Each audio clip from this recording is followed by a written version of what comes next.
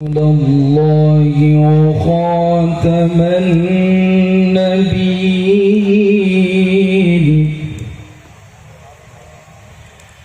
وكان الله بكل شيء عليما.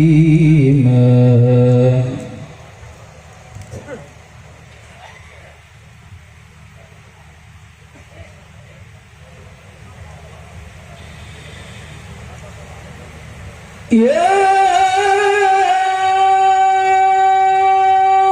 أيها الذين آمنوا اذكروا الله ذكرا كثيرا وسبحوه بكرة وأصيلا.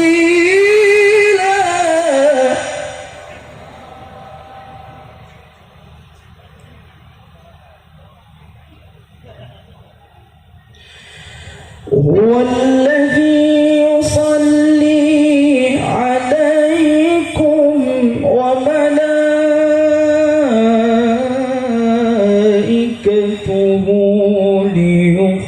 ليخرجكم من الظلمات إلى النور.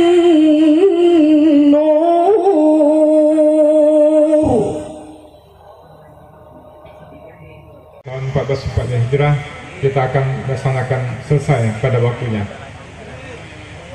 Pak Ustadz, jamaah kami ini hadir dari berbagai pelosok yang dikomandai oleh masing-masing Pak Camat kami, Pak. Dari 23 kecamatan beserta jamaah di sekitar wilayah Kota Bumi. Mereka sengaja datang diundang untuk melihat sosok Al-Mukarram yang akan memberikan pencerahan tentang makna Maulid Nabi Muhammad SAW. Karena di dalam berbagai media ada narasumber yang menyebutkan bahwa ada larangan untuk memperingati hari-hari Maulid Nabi ataupun hari-hari besar yang berhubungan dengan Nabi Muhammad SAW. Oleh karena itu Pak Ustadz mohon dapat memberikan pencerahan pada kami semua, pada para jamaah, sehingga nanti dalam pelaksanaan mereka memiliki keteguhan hati untuk menjalankan syariat Islam, termasuk menjadikan Nabi Muhammad sebagai sosok agung, Nabi Allah sepanjang kehidupan kita. Bapak Ibu hadirin sekalian saya hormati, acara Maulid Nabi ini adalah acara tahunan yang kita laksanakan dari setiap tahunan. Tahun ini kita mengundang narasumber Al-Mukarram Dr. Kiai Haji Abu Hari Muslim LCMA yang insya Allah dengan segala segudang ilmunya akan memberikan kita tentang informasi, tidak hanya tentang Maulid Nabi, juga tentang soal Islam yang lain yang mungkin kita belum mengetahui, pada akhirnya kita dapat mengetahui. Sebagai tambahan informasi Pak Ustadz, masyarakat kami Lampung adalah masyarakat religius, di mana kehidupan beragama dalam berjalan dengan normal, saling menghormati sesama pemeluk agama. Saudara kami di luar Islam melaksanakan ibadahnya sesuai dengan petunjuknya. Saudara-saudara kita yang hadir sini sebagai penganut agama Islam, Muslim, Muslimat juga demikian. Kehidupan kami akur, harmonis, insya Allah selamanya. Oleh karena itu kita perlu jaga kehidupan ini supaya Lampung Utara sebagai wilayah kabupaten yang menjadi rujukan pada kabupaten anti konflik, anti rusuh, anti gaduh.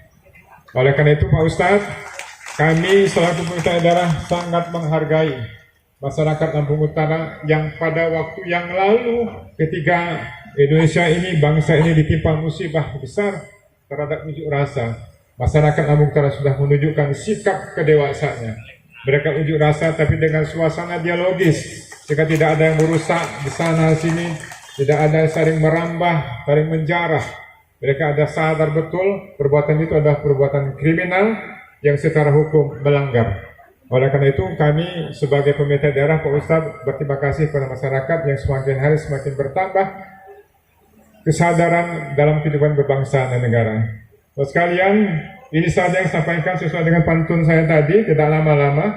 Seperti yang kita ketahui, dalam ajaran agama Islam kita itu ada 5 hukum. Kalau berupa perintah ada 2 hukum di sana. bisa wajib, bisa sunnah. Kalau berupa larangan ada dua hukum juga, bisa haram, bisa makruh. Tapi tidak ada perintah dan tidak ada larangan. Apa itu namanya? Mubah. Rasulullah SAW mengatakan, kata Nabi begini, al-halalu ma ahallallahu fi kitabih. Yang halal itu adalah apa-apa yang Allah halalkan di dalam kitabnya Al-Quran, atau tentunya melalui Nabi kita Nabi Muhammad sallallahu alaihi wasallam. Wal haramu ma haramallahu fi kitabih. Dan yang namanya haram itu, kata Nabi, apa yang Allah haramkan di dalam kitabnya Al-Quran, atau tentunya melalui Nabi kita Nabi Muhammad sallallahu alaihi wasallam. Wa ma sakata anhu. Adapun, kata Nabi, yang didiamkan oleh Allah, tidak dilarang, tidak dihalalkan, dan juga tidak diperintah, fahuwa mimma afalakum, adalah termasuk apa-apa yang Allah berikan kebebasan untuk kalian. Fa'afiyatahu fa'aqbilu afiyatahu. Maka kata Nabi, nikmatilah apa-apa yang Allah berikan kebebasan untuk kamu sekalian. Jadi jelas, inilah dia ajaran prinsip yang ada dalam ajaran agama Islam kita. Apa yang sudah diperintah, apa yang sudah dilarang, sami'na wa ata'na. Tetapi ada juga hal-hal yang memang tidak diperintah dan tidak dilarang. Coba kalau kita lihat ibu-ibu, ada yang pakai kerudung hijau, ada yang pakai kerudung biru, ada yang putih, ada yang hitam. Pertanyaan sederhana, kenapa kerudung ibu macam-macam warnanya? Kenapa? Jawabannya karena tidak diatur. Inilah dia, jadi bebas. Kalau memang tidak diatur, tidak dilarang dan tidak diperintah, silakan, Allah berikan kebebasan untuk kita. Nah, dari sinilah Bapak Ibu yang menjadi dasar. Pernah suatu hari Rasulullah mengirim seorang sahabat namanya Mu'adz bin Jabal radhiyallahu anhu. Nabi kirim beliau ini untuk berdakwah ke Yaman. Nah, pada saat akan berangkat, Nabi memanggil Mu'adz. Ya Mu'adz, innaka sata'ti qauman min ahli kitab. Hai Mu'adz, nanti kamu di sana akan bertemu dengan kaum ahlu kitab, Yahudi Nasrani. Wa idza arada 'alaika syai'un bima taqdi. Kalau nanti kamu di sana menghadapi suatu masalah atau pertanyaan, dengan apa kamu putuskan masalah itu? Dengan apa kamu jawab pertanyaan itu? Qala, kata sahabat Mu'adz nih, bi kitabillah, saya akan jawab dengan kitabullah Al-Quran. Kembali Nabi bertanya, fa'ilam tajid, kalau ternyata tidak ada itu di dalam Al-Quran. Qala, kata si Mu'adz, bisunnati Rasulillah, saya akan putuskan, saya akan jawab dengan sunnah Rasul, artinya jawaban dari Nabi Muhammad sallallahu alaihi wasallam. Kembali lagi Nabi bertanya, fa'ilam tajid, dari aku tidak ada.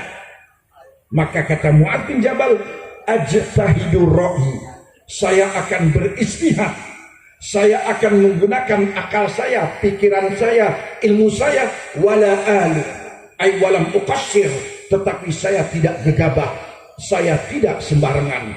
Hadis sahih muttafaqun alaih. Ini dasar agama Islam kita. Artinya kalau sudah ada di dalam Al-Quran, sudah ada dalam hadis, udah sami'na wa ata'na, ikuti. Tetapi ada hal-hal yang memang tidak ada. Disinilah wilayahnya ijtihad. Untuk kita boleh berpendapat, untuk kita boleh punya ide, untuk kita boleh punya terobosan, inovasi, gagasan dan sebagainya. Kata kuncinya, tidak boleh bertentangan dengan apa yang sudah ada di dalam Al-Quran atau dalam hadis-hadis Nabi Muhammad sallallahu alaihi wasallam. Disitulah saya tahu sejarah tentang kelahiran, tentang sejarah Maulid ini. Bahwa pertama kali peringatan Maulid ini dilakukan pada abad keempat. Artinya apa? Setelah lebih 300 tahun dari zamannya Nabi kita Nabi Muhammad Sallallahu Alaihi Wasallam. Dan ulama pertama yang melakukan peringatan Maulid ini, beliau bernama Asy-Syaikh Muhammad Umar Al-Malla. Hidup di sebuah kota namanya kota Irbil di Irak. Ternyata peringatan itu bermakna. Yang belum tahu tentang Nabi, khususnya tentang kelahiran Nabi, jadi tahu. Yang sudah tahu semakin kuat dan semakin tambah itu kecintaan kepada Nabi Muhammad Sallallahu Alaihi Wasallam. Nah, singkat cerita dijelaskan dalam kitab itu, raja yang sedang berkuasa saat itu namanya Al-Malik Muzaffar